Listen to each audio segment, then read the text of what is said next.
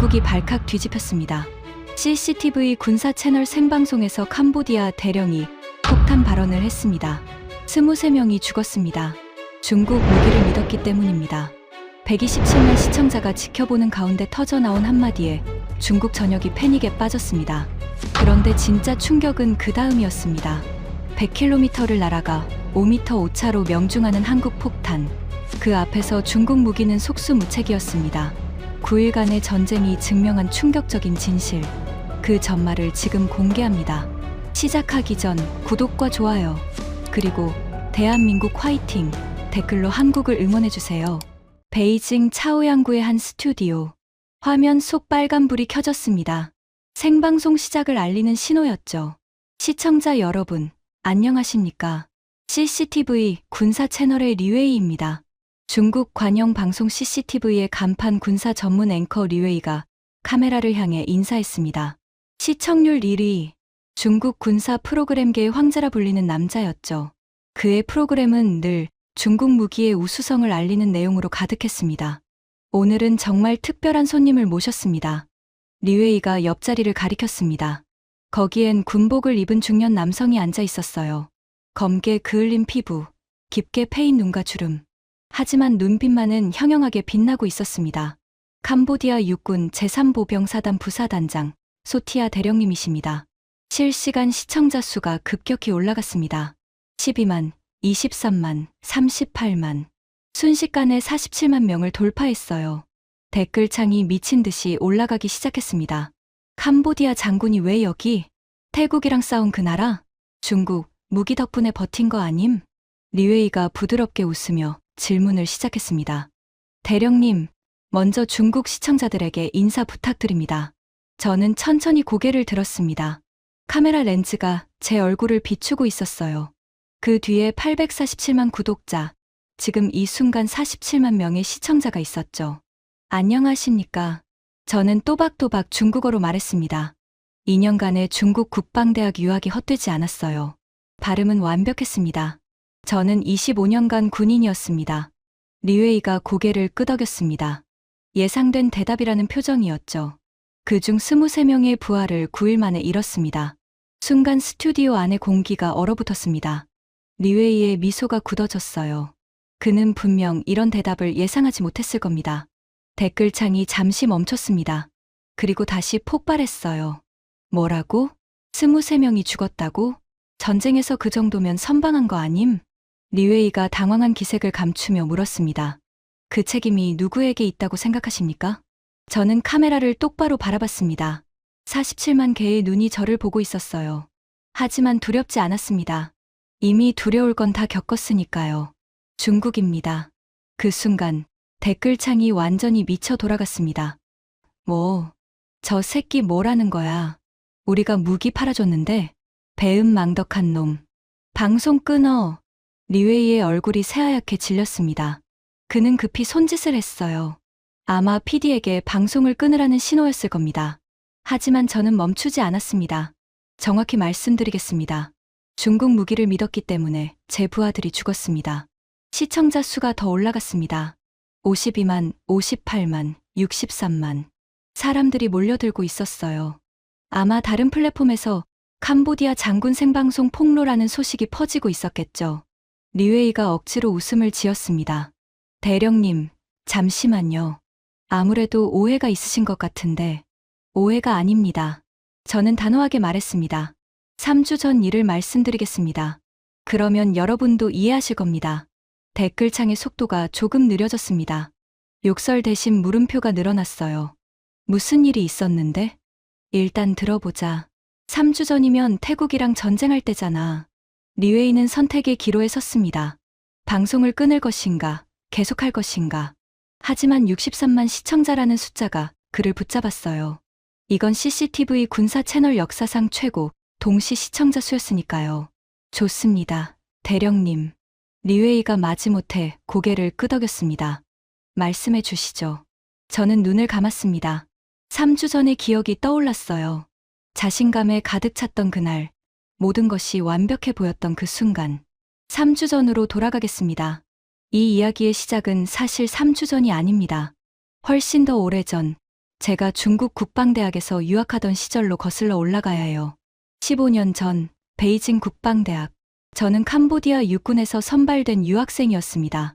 27개국에서 온 장교들과 함께 2년간 중국 군사 교육을 받았죠. 그때 저는 처음으로 중국 무기의 위력을 눈으로 확인했습니다. 이것이 BM-21 다연장 로켓 시스템입니다. 교관이 거대한 발사대를 가리켰습니다. 40개의 발사관이 하늘을 향해 있었어요. 저는 숨을 멈췄습니다. 한 번에 40발을 동시 발사합니다. 사거리 20km. 발사 후 1분 내 진지 이동 가능. 시연이 시작됐습니다.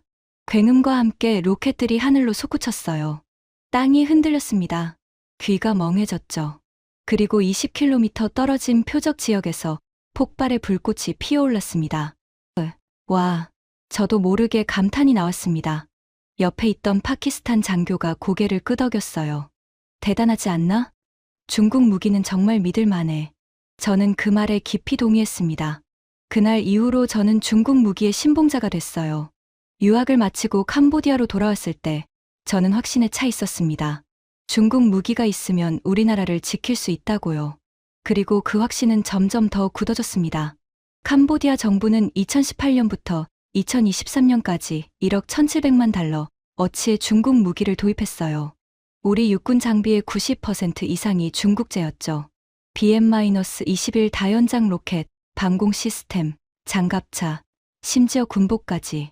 저는 이 결정이 옳다고 믿었습니다. 아니, 믿고 싶었어요. 한국 무기요? 솔직히 생각해 본 적도 없었습니다. K-팝이나 드라마로 유명한 나라잖아요. 삼성 핸드폰은 좋았지만 무기는 다른 문제였습니다. 정밀 유도 무기는 수십 년의 기술 축적이 필요한 분야예요. 한국이 그걸 가졌을 리 없다고 생각했죠. 한국 무기, 미국 기술 베낀 싸구려 복제품이지. 동료 장교들도 같은 생각이었습니다. 우리는 모두 그렇게 믿었어요. 하지만 지금 생각하면 우리는 아무것도 몰랐던 겁니다. 3주 전 프놈펜 국방부. 저는 국방장관실로 호출됐습니다. 긴급 명령이었어요. 들어가자마자 장관이 지도를 펼쳐 보였습니다. 소티아 대령, 350고지 방어를 맡아라. 350고지. 태국 국경과 가장 가까운 전략적 요충지였습니다. 해발 350m의 언덕 전체가 요새로 개조된 곳이었죠. 5개월간 공사했다. 바위를 3m 이상 깊이로 파서 벙커를 만들었어. 콘크리트와 철근으로 보강까지 했고, 장관이 자랑스럽게 말했습니다. 일반적인 폭격으로는 절대 뚫을 수 없는 구조야. 저는 가슴이 뛰었습니다. 드디어 제가 배운 것들을 실전에서 증명할 기회가 온 거예요. 알겠습니다. 반드시 지키겠습니다. 다음 날 새벽, 저는 350고지에 도착했습니다. 처음 요새를 봤을 때 입이 떡 벌어졌어요. 진짜 대단했습니다. 언덕 전체가 하나의 거대한 군사 기지로 변해 있었죠. 벙커 안으로 들어갔습니다. 서늘한 공기가 피부를 감쌌어요. 콘크리트 벽에 차가운 감촉, 형광등, 불빛 아래 정렬된 탄약 상자들, 철제문이 닫히는 묵직한 소리. 모든 것이 완벽해 보였습니다. 대령님, 여기가 저희 자랑입니다. 부관 라타나가 안내를 맡았습니다. 저보다 10살 어린 대위였어요. 10년 전 제가 직접 발탁한 장교였죠. 똑똑하고 성실했습니다. 무엇보다 저를 진심으로 따랐어요. 보십시오. 천장 두께가 3m입니다. 라타나가 천장을 가리켰습니다. 일반 폭탄으로는 절대 뚫지 못합니다. 저는 고개를 끄덕였습니다. 든든했어요. 밖으로 나오자 BM-21 다연장 로켓 포대가 위장막 아래 숨어 있었습니다. 한 번에 40발의 로켓을 쏟아부을 수 있는 화력. 15년 전 베이징에서 본 그 무기였죠. 이제 그게 제 손 안에 있었습니다. 방공 진지도 둘러봤습니다. 중국이 자랑하는 방공 레이더와 대공 미사일 시스템이 배치되어 있었어요. 장교가 설명했습니다. 사거리 40km입니다. 이 안에 들어오는 건 뭐든 잡아낼 수 있습니다. 저는 만족스러웠습니다. 완벽한 방어 체계. 이기지 못할 이유가 없었어요. 병사들의 사기도 높았습니다. 저는 벙커를 돌아다니며 그들과 대화를 나눴어요. 태국 공군이 폭격하면 무섭지 않나? 한 병사가 피식 웃었습니다. 전혀요, 대령님. 여기 있으면 완전히 안전합니다. 다른 병사가 끼어들었어요. 밖에서 폭탄 소리가 들려도 우린 밥 먹고 잠자요. 중국 무기가 지켜주거든요. F-16이 폭탄 떨어뜨리는데 한 발에 수백만 원이래요. 어린 병사가 자신만만하게 말했습니다. 마음대로 쏟아부어 봐요. 우리한테는 아무 소용 없으니까. 병사들이 웃었습니다. 저도 따라 웃었어요. 그때 라타나가 제 옆으로 다가왔습니다. 대령님, 이번에 우리가 증명할 차례입니다. 뭘 말이냐? 중국 무기의 위력이요. 15년 전 대령님이 베이징에서 본 그 화력, 이제 실전에서 보여줄 때가 됐잖아요. 저는 라타나의 어깨를 두드렸습니다. 그래, 이번에 제대로 보여주자. 라타나가 활짝 웃었습니다. 그 웃음을 저는 아직도 잊지 못합니다. 그날 밤, 저는 숙소에서 아내에게 전화했습니다. 여보, 나야. 조심해요. 뉴스 보니까 상황이 안 좋던데. 걱정 마. 여기 요새가 얼마나 튼튼한지 알아? 절대 안전해. 정말이에요? 응. 중국 무기가 지켜주거든. 한 달만 버티면 다 끝나. 그때 휴가 낼게. 알았어요. 꼭 무사히 돌아와요. 전화를 끊고 창밖을 바라봤습니다. 캄보디아의 밤하늘에 별이 빛나고 있었어요. 평화로운 밤이었습니다. 하지만 그 평화가 얼마나 허망한 것인지 저는 곧 알게 됐습니다. 사흘 후 전쟁이 시작됐습니다. 태국이 먼저 선제 공격을 했어요. 스캠 산업 문제가 빌미였죠. 연간 100억 달러 규모, 캄보디아 GDP의 27%를 차지하는 그 산업. 태국 관광객들이 납치당하고 피해가 커지자 더 이상 못 참겠다는 거였습니다. 하지만 저는 두렵지 않았습니다. 오히려 기대감이 있었어요. 드디어 중국 무기를 실전에서 증명할 기회가 온 거야. 그날 오후 4시쯤이었습니다. 저는 350고지 전방 지휘소에서 작전 회의를 하고 있었어요. 장교들이 지도를 펼쳐놓고 방어 계획을 논의 중이었죠. 햇살이 창문으로 들어왔습니다. 커피향이 지휘소 안에 퍼져 있었어요. 긴장감은 있었지만 공포는 없었습니다. 어제 인터뷰한 병사들 말대로 다들 자신만만했으니까요. 바로 그 순간이었습니다. 쾅! 귀를 찢는 굉음이 지평선 너머에서 터졌어요. 커피잔이 흔들렸습니다. 장교들이 일제히 창문 쪽으로 고개를 돌렸죠. 무슨 소리지? 잠시 정적이 흘렀습니다. 그리고 곧 무전기에서 다급한 목소리가 터져나왔어요. 프레하네트 탄약고 피격, 대형 화재 발생, 지원 요청합니다. 지휘소가 순식간에 아수라장이 됐습니다. 장교들이 소리치고 병사들이 뛰어다녔어요. 프레하네트요? 거기는 여기서 얼마나 떨어져 있습니까? 저는 옆에 있던 라타나에게 물었습니다. 그의 얼굴이 창백해져 있었어요. 72km입니다. 대령님, 72km. 저는 그 숫자를 이해할 수 없었습니다. 전선에서 72km나 떨어진 후방이었어요. 급히 지휘소 밖으로 나갔습니다. 멀리 지평선 너머로 검은 연기가 피어오르고 있었어요. 거대한 화염이 하늘을 붉게 물들이고 있었습니다. 저건 뭐죠? 라타나가 떨리는 목소리로 말했습니다. 우리 탄약 저장소입니다. 중국에서 보내준 포탄이랑 로켓이 전부 거기 있었어요. 심장이 쿵쿵 뛰기 시작했습니다. 뭔가 잘못됐어요. 레이더에 태국 전투기 포착 안 됐습니까? 통신병이 황급히 확인하고 대답했습니다. 그게 이상합니다. 대령님, 태국 전투기는 국경 근처에서만 움직였어요. 우리 영공 깊숙이 들어온 기체는 없었습니다. 그럼 어떻게 72km 밖을 타격한 거지? 저는 급히 방공 시스템이 배치된 곳으로 달려갔습니다. 숨이 찼어요. 등에서 땀이 흘렀습니다. 발밑에 흙먼지가 코를 찔렀죠. 방공부대 진지 안으로 들어갔습니다. 뭐 하고 있는 겁니까? 왜 요격 안 했어요? 방공부대 장교가 황당한 표정으로 대답했습니다. 대령님, 손 쓸 수가 없었습니다. 장교의 목소리가 떨렸어요. 레이더 화면이 깨끗했습니다. 포착된 게 하나도 없었어요. 태국 전투기가 우리 사거리 안에 들어오지 않았습니다. 그럼 저 폭탄은 어디서 날아온 겁니까? 장교가 대답하려는 순간이었습니다. 쾅! 귀가 찢어지는 굉음과 함께 세상이 흔들렸어요.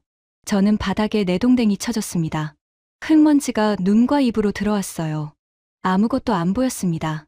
귀에서 삐 소리가 났죠. 뭐야? 정신을 차리고 보니 방공 진지 옆 50m 지점에 거대한 구덩이가 파여 있었어요. 검은 연기가 피어오르고 있었습니다. 타는 냄새가 코를 찔렀어요. 방금 그게 뭐였습니까? 장교가 새하얗게 질린 얼굴로 대답했습니다. 한국 폭탄입니다. 우리 방공 시스템을 노린 거예요. 50m만 더 정확했으면 우리 다 죽었습니다. 심장이 미친 듯이 뛰었습니다. 손이 떨렸어요. 중국 방공 시스템이 지켜줄 거라고 믿고 여기 온 건데요. 그 방공 시스템 바로 옆에서 폭탄이 터진 거예요. 방공 시스템은 왜 요격 안 한 겁니까? 장교가 절망적인 표정으로 말했습니다. 못해요, 대령님. 전투기가 100km 밖에서 뭔가를 투하하고 돌아간 것 같은데 그게 우리 진지까지 날아온 겁니다. 우리 방공망 사거리 밖이에요.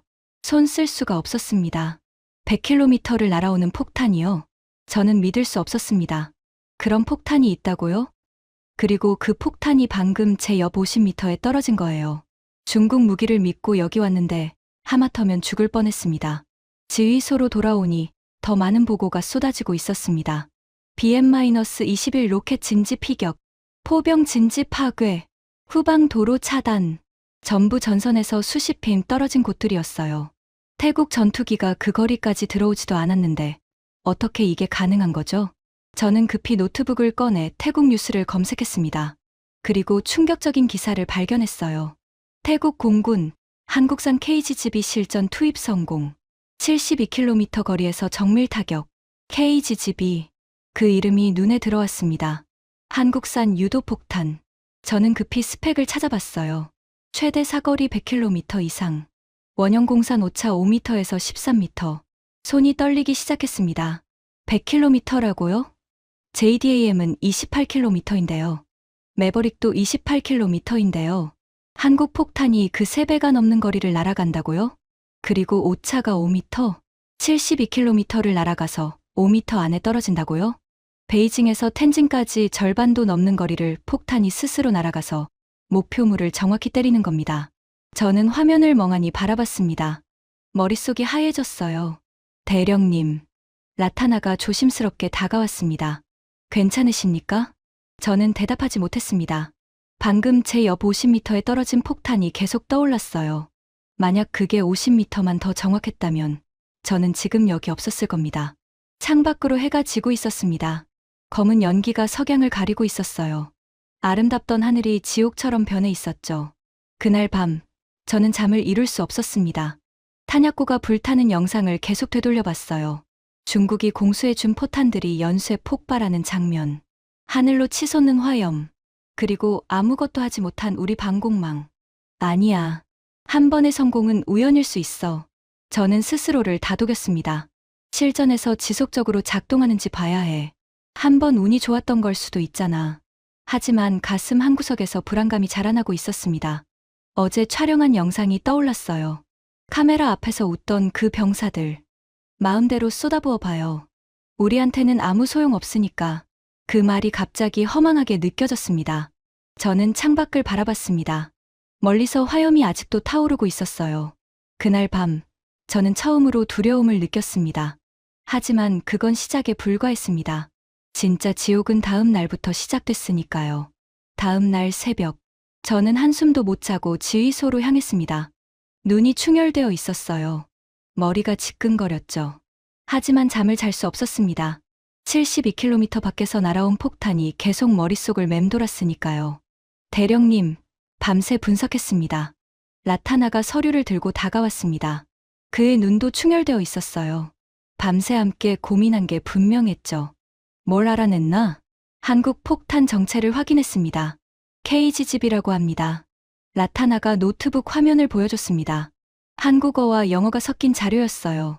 GPS 유도 활공폭탄입니다. 일반 폭탄에 날개와 유도 장치를 달아서 글라이더처럼 날아가요. 그래서 100km를 날아간다는 거야? 네. 문제는 그게 아닙니다. 라타나가 다른 화면을 띄웠습니다. 웨이포인트 모드라는 기능이 있어요. 폭탄이 중간에 방향을 틀 수 있습니다. 저는 이해가 안 됐습니다. 폭탄이 방향을 튼다고? 예를 들어 산 뒤에 숨어 있는 목표물이 있으면 폭탄이 산을 돌아서 뒤에서 진입할 수 있다는 겁니다. 순간 등골이 서늘해졌습니다. 그럼 우리가 어디 숨든 소용없다는 거잖아. 맞습니다. 대령님. 라타나의 얼굴이 어두웠어요. 그리고 진입학도도 조절할 수 있대요. 20도에서 75도까지. 거의 수직으로 떨어뜨릴 수도 있다고 합니다. 저는 말을 잃었습니다. 이게 한국 기술이라고요? 케이팝 만드는 나라가 이런 무기를 만들었다고요? 하지만 고민할 시간이 없었습니다. 무전기가 다급하게 울렸어요. 적 공습 경보. 적 공습 경보. 또 시작이었습니다. 저는 지휘소 창문으로 달려갔어요. 멀리 하늘에 점 같은 것들이 보였습니다. 태국 공군 전투기들이었죠. 방공부대 연결해. 통신병이 황급히 무전기를 건넸습니다. 여기 350고지 지휘소. 적기 포착했나? 방공부대 장교의 목소리가 들렸어요. 포착했습니다. 하지만 거리가 80km입니다. 우리 사거리 밖이에요. 그럼 언제 요격할 수 있어? 40km 안에 들어오면 가능합니다. 저는 창밖을 바라봤습니다. 태국 전투기들이 뭔가를 투하하는 게 보였어요. 작은 점들이 하늘에서 떨어졌습니다. 그리고 전투기들이 방향을 틀어 돌아갔죠. 적기 이탈합니다. 반복, 적기 이탈합니다. 방공부대 장교가 당황한 목소리로 외쳤습니다. 40km 안에 안 들어왔어요. 80km 거리에서 뭔가 투하하고 그냥 돌아갔습니다. 저는 그 의미를 알았습니다. 가슴이 철렁 내려앉았어요. 다들 엎드려 소리친 직후였습니다. 쾅, 쾅, 쾅. 연속으로 폭발이 터졌습니다. 지휘소가 흔들렸어요. 유리창이 깨졌습니다. 비명 소리가 들렸죠. 피해 보고 정신없이 외쳤습니다. 북쪽 BM-21 진지 피격, 서쪽 탄약고 화재 발생, 통신 중계소 파괴, 보고가 쏟아졌습니다. 전부 우리 핵심 시설들이었어요. 저는 창밖을 바라봤습니다. 검은 연기가 세 곳에서 피어오르고 있었어요. 중국이 자랑하던 BM-21 다연장, 로켓, 한 번에 40발을 쏟아부을 수 있다던 그 화력이 한 방에 날아갔습니다. 어떻게? 라타나가 절망적인 표정으로 중얼거렸습니다. 80km 밖에서 쏘고 돌아갔어요. 우리는 손가락 하나 못했습니다. 저는 방공 레이더 화면을 봤습니다. 적기는 이미 국경 너머로 사라지고 있었어요. 우리 미사일 한 발 못 쏘고 당한 겁니다. 그날 하루만 3차례 공습이 있었습니다. 매번 같은 패턴이었어요. 태국 전투기가 80km 밖에서 폭탄을 투하하고 돌아가면 우리는 그저 폭발을 기다릴 수밖에 없었습니다. 방공망은 무용지물이었어요. 저녁이 됐을 때 상황은 처참했습니다. BM-21 로켓 2개 포대 전멸, 탄약고 3곳 파괴, 통신 중계소 2곳 기능 상실, 사상자 47명. 단 하루 만에 이 정도 피해를 입은 겁니다. 그것도 적기 한 대 격추하지 못하고요. 대령님, 라타나가 조심스럽게 다가왔습니다. 중국 무기 카탈로그를 다시 확인해 봤습니다. 뭘 알아냈나? 우리 방공 시스템 사거리가 40km입니다. 한국 KGB 사거리는 100km예요. 라타나가 숫자를 적어 보여줬습니다. 태국 전투기가 60km 밖에서 폭탄 투하하면 우리는 절대 손댈 수 없습니다. 물리적으로 불가능해요. 저는 그 숫자를 멍하니 바라봤습니다. 100km vs 40km. 이건 경기가 아니었어요. 학살이었습니다. 우리는 처음부터 질 수밖에 없는 싸움을 하고 있었던 거예요. 중국은 이걸 알고 있었을까? 저도 모르게 중얼거렸습니다. 우리한테 무기 팔 때 한국 무기 성능을 알고 있었을까? 라타나가 대답하지 못했습니다. 그도 같은 생각을 하고 있었겠죠. 밤이 됐습니다. 저는 텐트 안에 홀로 앉아 있었어요. 손에는 라타나가 정리한 자료가 들려 있었습니다. KGB 사거리 100km 이상, JDAM 사거리 28km, 매버릭 사거리 28km. 한국 폭탄이 미국 폭탄보다 3배 이상 멀리 날아갔습니다. 그것도 더 싸게, 더 정확하게. 우리가 뭘 믿고 싸운 거지? 창밖으로 불타는 BM-21잔해가 보였습니다. 15년 전 베이징에서 봤던 그 위용은 온데간데 없었어요. 그냥 고철 덩어리가 되어 있었죠. 그날 밤, 저는 일기를 썼습니다. 첫날, 우리는 보이지 않는 적과 싸우고 있다. 적은 우리를 볼 수 있지만 우리는 적을 볼 수 없다. 이건 전쟁이 아니다. 일방적인 사냥이다. 3일차, 상황은 더 악화됐습니다. 태국 공군은 우리의 약점을 정확히 알고 있었어요. 매일 같은 패턴으로 공격했습니다. 80km 밖에서 폭탄 투하, 유유히 귀환. 우리는 속수무책이었죠. 하지만 그날 새로운 공포가 시작됐습니다. 대령님, 긴급 상황입니다. 라타나가 헐레벌떡 뛰어왔습니다. 후방 지휘소가 피격당했습니다. 뭐라고? 후방 지휘소. 저는 믿을 수 없었습니다. 후방 지휘소는 산 뒤편에 있었어요. 정면에서는 절대 보이지 않는 위치였죠. 어떻게 산 뒤를 맞춘 거야? 급히 현장으로 달려갔습니다. 지프를 타고 10분쯤 달렸을 때 연기가 보이기 시작했어요. 현장에 도착하자 참혹한 광경이 펼쳐졌습니다. 지휘소 건물 절반이 무너져 있었어요. 콘크리트 파편이 흩어져 있었고 타는 냄새가 코를 찔렀습니다. 생존자! 병사들이 자네를 해치고 있었습니다. 신음소리가 들렸어요. 피범벅이 된 장교 한 명이 끌려 나왔습니다. 무슨 일이야? 뭐가 어떻게 된 거야? 장교가 힘겹게 입을 열었습니다. 폭탄이 뒤에서 날아왔어요. 뒤에서? 네, 산 쪽에서. 갑자기 저는 소름이 돋았습니다. 라타나가 말한 웨이포인트 모드. 폭탄이 방향을 틀어서 산 뒤로 돌아 들어온 겁니다. GPS 좌표만 알면 어느 각도로든 진입할 수 있다는 거구나. 숨어도 소용없었습니다. 폭탄이 돌아서 들어오니까요. 4일차. 이번엔 벙커가 뚫렸습니다. 대령님, 3번 벙커 관통됐습니다. 저는 달려갔습니다. 벙커 천장에 거대한 구멍이 뚫려 있었어요. 3m 두께의 콘크리트와 안반을 뚫고 폭탄이 들어온 겁니다. 불가능해. 저는 중얼거렸습니다. 3m 천장을 어떻게 뚫어? 기술 장교가 설명했습니다. 진입 각도가 거의 수직이었습니다. 75도 이상으로 떨어진 것 같아요. 그래서 관통력이 극대화된 겁니다. 진입 각도 조절. 라타나가 말한 그 기능이었습니다. 우리 벙커 설계는 45도 이하 공격을 기준으로 했습니다. 75도 수직 낙하는 상정하지 않았어요. 그럼 여기 다 뚫린다는 거야? 기술 장교가 고개를 떨궜습니다. 대비책이 없습니다. 병사들 사이에서 공포가 퍼지기 시작했습니다. 벙커도 안 안전해? 그럼 어디로 피해? 숨을 데가 없잖아. 사기가 곤두박질 쳤어요. 며칠 전만 해도 마음대로 폭격해 봐라고 웃던 병사들이 이제는 하늘만 올려다보며 벌벌 떨었습니다. 5일차 FA-50이 등장했습니다. 처음에 저는 그 전투기 이름도 몰랐어요. 나중에 알았죠. 한국이 만든 경공격기라고요. 경공격기요? 그냥 훈련기 아닙니까? 정보 장교에게 물었습니다. 원래는 훈련기로 개발됐대요. 하지만 무장 능력이 있어서 경공격기로도 씁니다. 훈련기로 전쟁을 한다고? 저는 속으로 비웃었습니다. 훈련기 따위가 뭘 하겠어. 그런데 결과는 완전히 달랐습니다. FA-50 편대가 350고지 후면을 정확히 타격했어요. 바위 틈에 숨어있던 벙커 입구를 하나씩 무너뜨렸습니다. 저는 직접 그 장면을 봤습니다. 언덕 위에서 망원경으로 관찰하고 있었거든요. 작은 전투기가 날아왔습니다. 날렵하고 빨랐어요. 무언가를 투하했습니다. 그리고 선회에서 돌아갔죠. 10초 후, 쾅! 벙커 입구가 불길에 휩싸였습니다. 병사들이 비명을 지르며 뛰쳐나왔어요. 한국 폭탄이 뒤에서 날아와요. 숨을 곳이 없어요. 그 외침이 아직도 귀에 맴돕니다. 며칠 전 카메라 앞에서 웃던 그 병사들이었습니다. 마음대로 쏟아부어 봐요라고 자신만만하게 말하던 얼굴들이 공포에 질려 있었죠. 그날 저녁, 저는 숙소에서 FA-50에 대해 검색했습니다. 그리고 충격적인 기록을 발견했어요. 2023년 연합훈련. FA-50이 미국의 F-22 랩터를 상대로 근접전에서 승리했다는 내용이었습니다. F-22가 뭔지 아세요?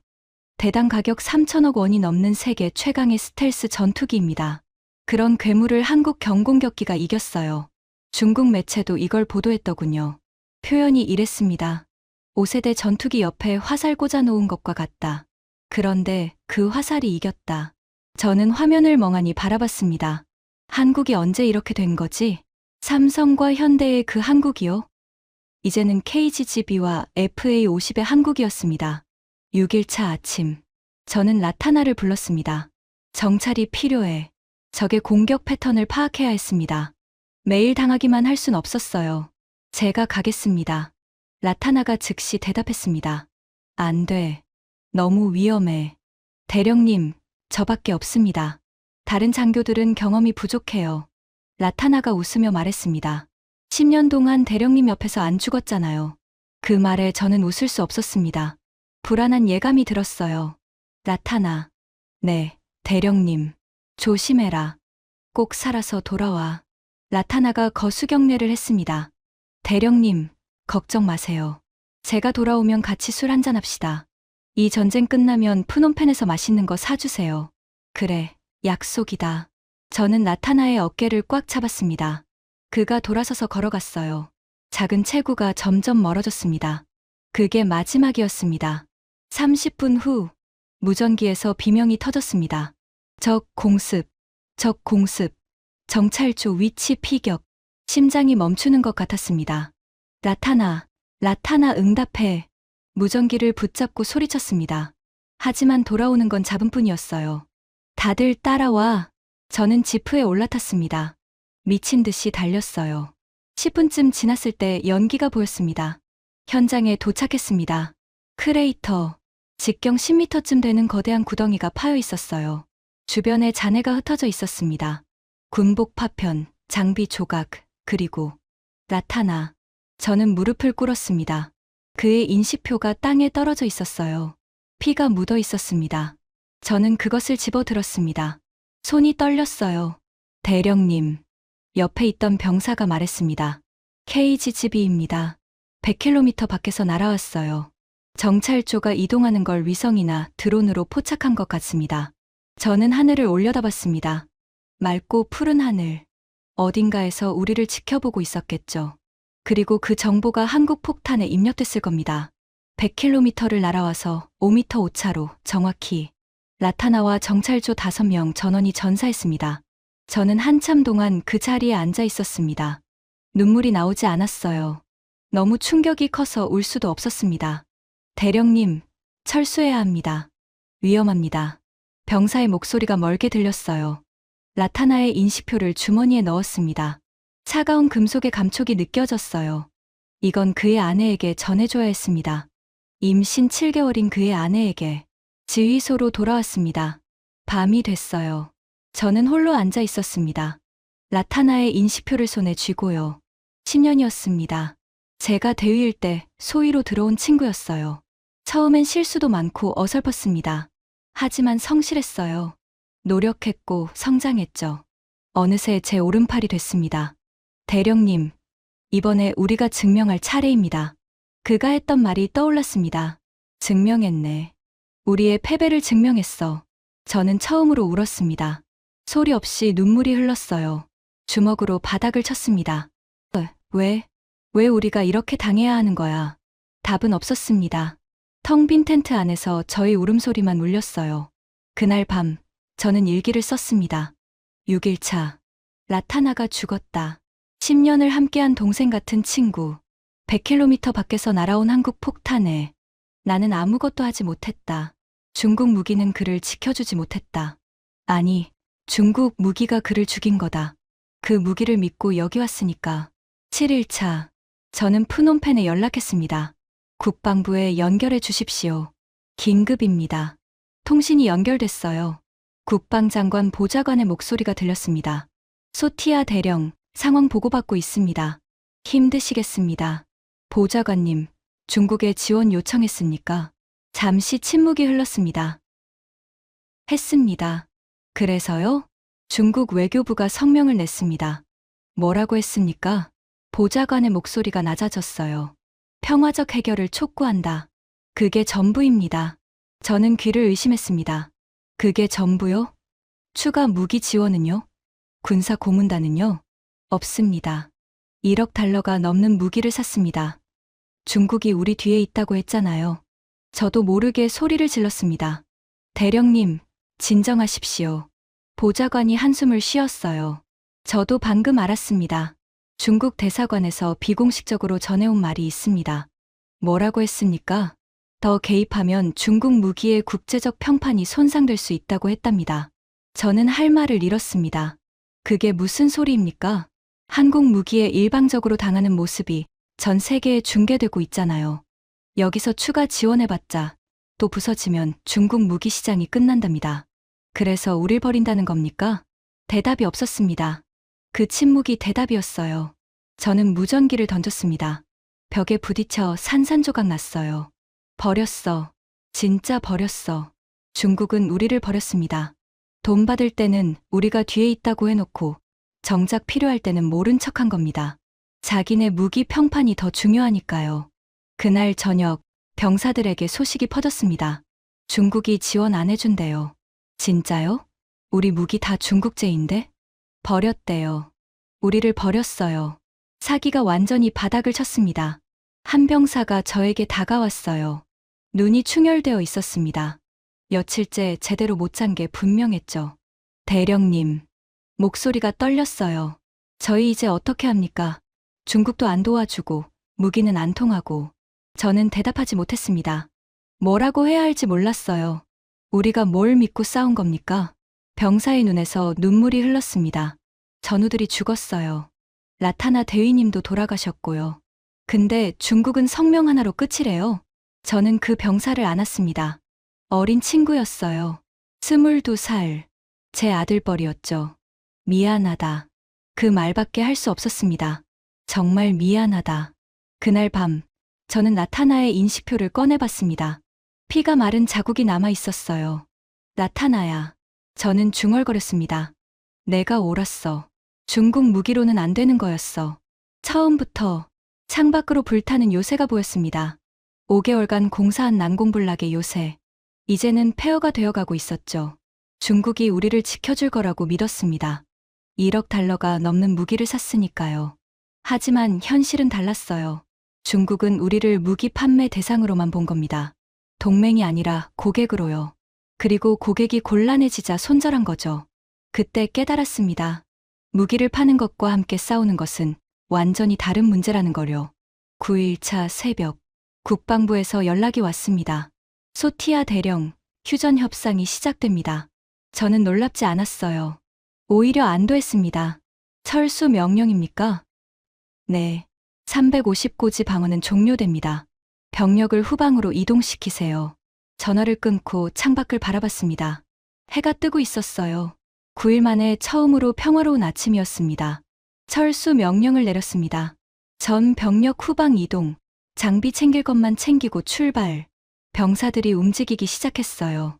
하지만 챙길 게 별로 없었습니다. 대부분의 장비는 이미 파괴됐으니까요. 저는 마지막으로 요새를 돌아봤습니다. 불타버린 BM-21잔에 무너진 벙커, 구멍 뚫린 지휘소, 검게 그을린 땅. 5개월간 공사한 난공불락의 요새, 중국이 지원한 1억 달러 어치의 무기, 전부 제 더미가 되어 있었습니다. 9일이었어요. 단 9일 만에 이렇게 된 겁니다. 라타나가 떠오르기 시작했어요. 그 상황에서. 대령님, 이번에 우리가 증명할 차례입니다. 그래, 증명했네. 우리의 무력함을 증명했어.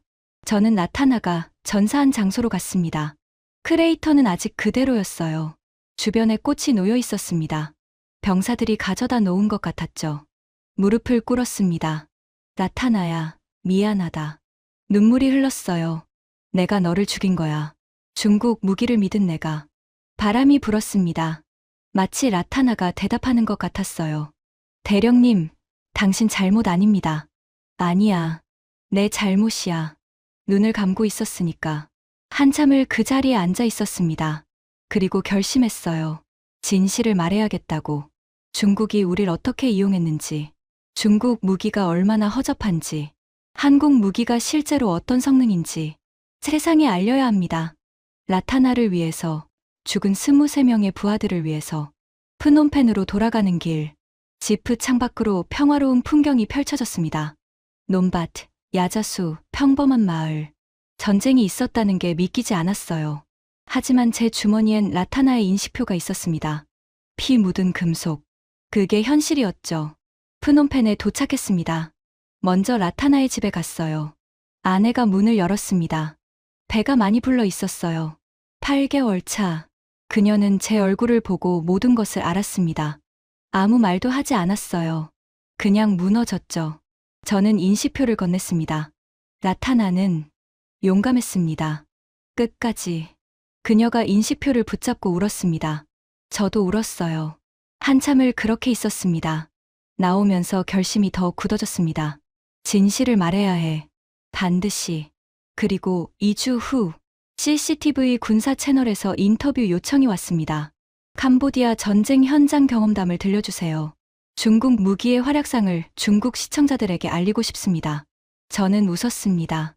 쓴 웃음이었죠. 활약상이라. 좋아. 제대로 알려주지. 수락합니다. 답장을 보냈습니다. 대신 생방송으로 해주세요. 편집 없이. 다시 현재. 베이징 스튜디오. 리웨이의 얼굴이 새하얗게 질려 있었습니다. 그는 방금 제 이야기를 들었어요.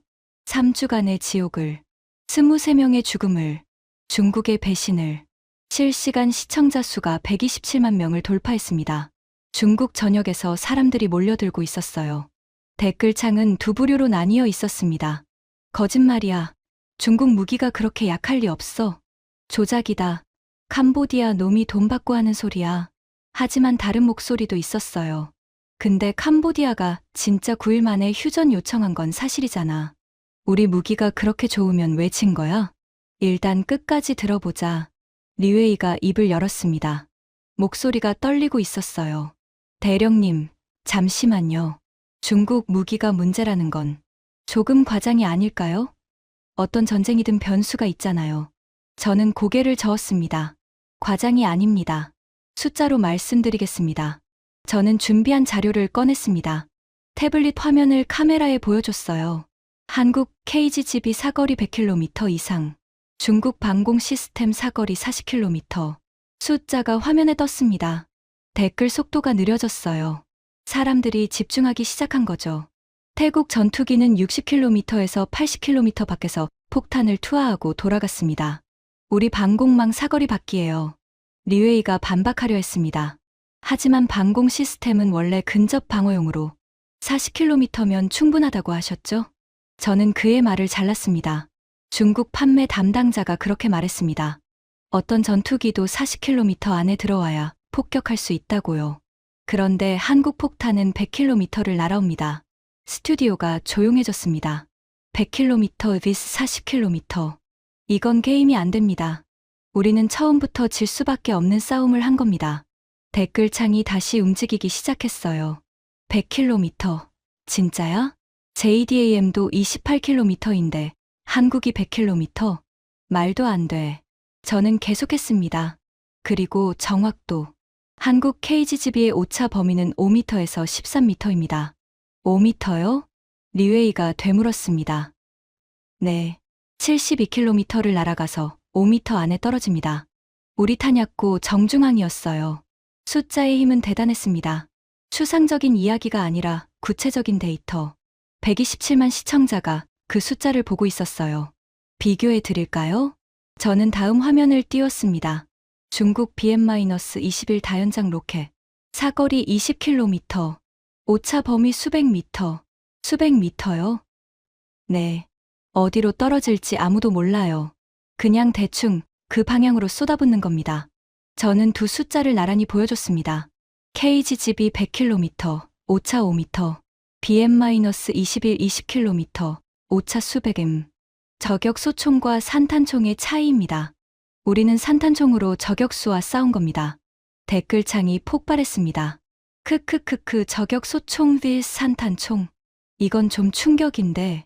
근데 중국 무기가 원래 저렴한 거 아님? 가성비로 따지면. 저는 그 댓글을 봤습니다. 가성비요? 좋습니다. 가격도 말씀드리죠. 저는 다음 자료를 꺼냈습니다. 한국 KGGB, 발당 약 3만 달러에서 5만 달러로 추정됩니다. 미국 JDAM은 발당 2만 달러에서 3만 달러. 한국이 더 비싸네요? 리웨이가 말했습니다. 사거리가 3배입니다. 100km vs 28km. 발당 가격이 조금 비싸도 3배 멀리 쏠 수 있으면 어떨까요? 저는 잠시 멈췄습니다. 더 중요한 건 조종사 생존율입니다. 조종사요?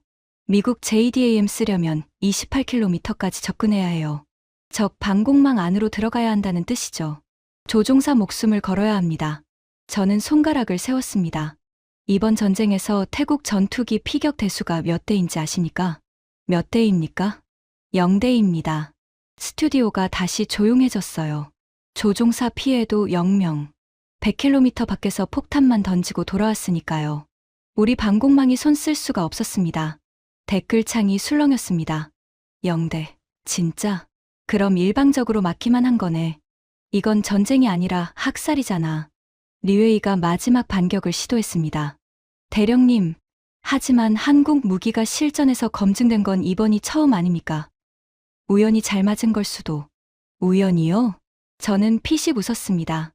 9일 동안 매일 하루에 3번 이상 똑같은 패턴으로 당했습니다. 72km 타격, 웨이포인트 공격, 수직 낙하. 전부 정확했어요. 이게 우연입니까? 리웨이가 입을 다물었습니다. 그리고 FA-50, 한국 경공격기요. 저는 새 화면을 띄웠습니다.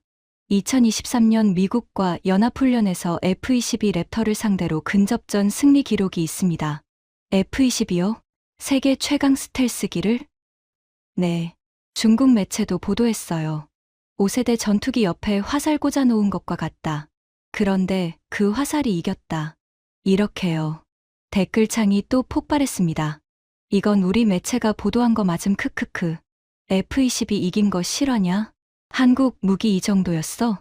저는 카메라를 똑바로 바라봤습니다. 127만 명의 눈이 저를 보고 있었어요.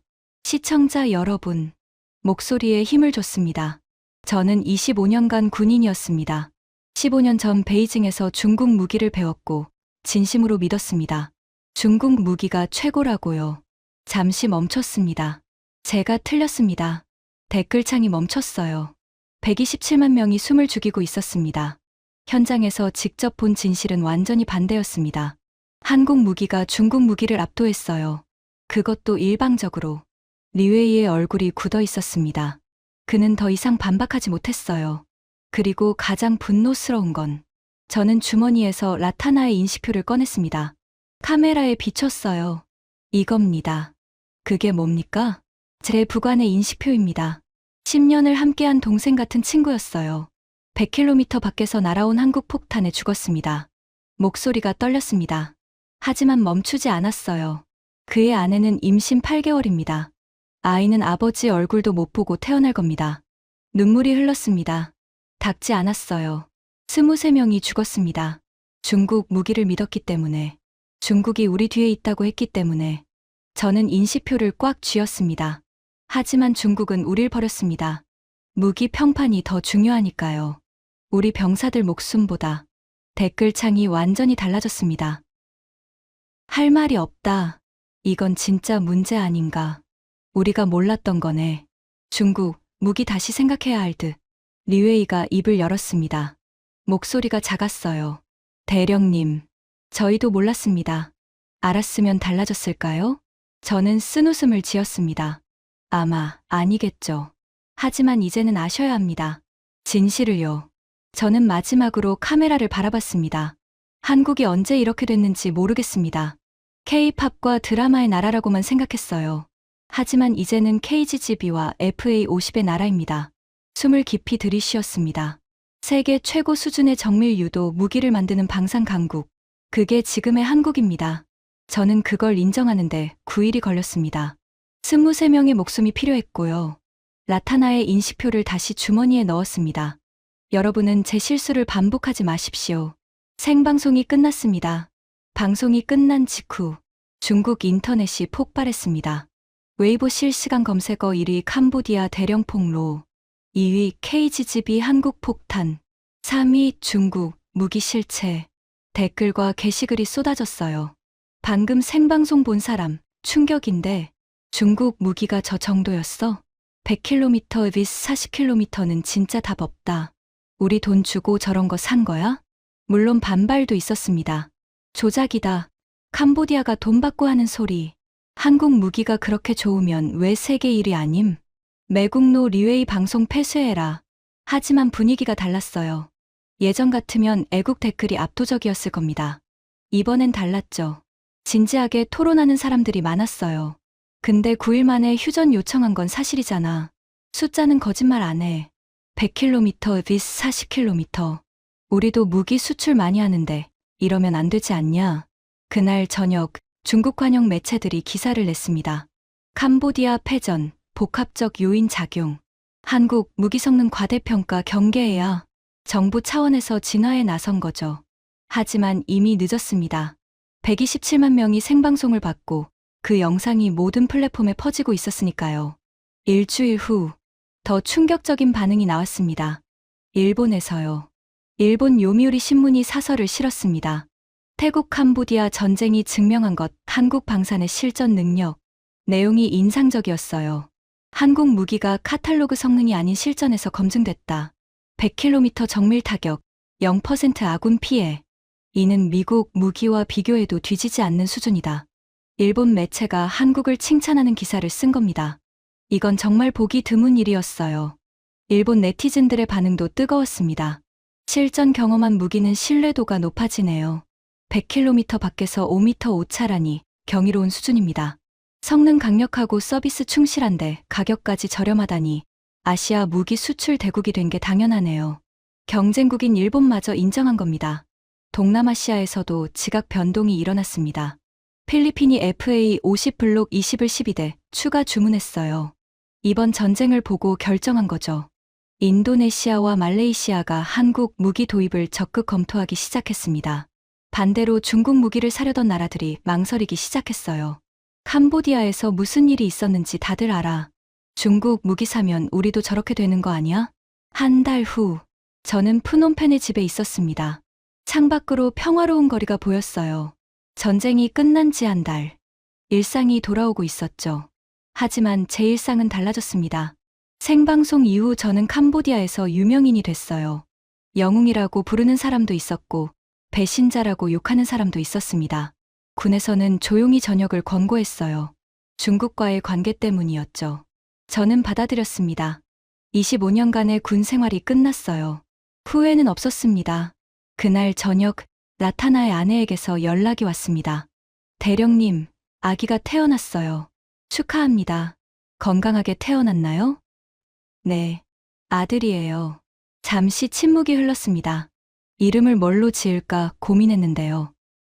네, 진실이라는 뜻의 이름으로 짓기로 했어요. 저는 눈물이 났습니다. 라타나가 좋아했을 겁니다. 대령님 덕분이에요.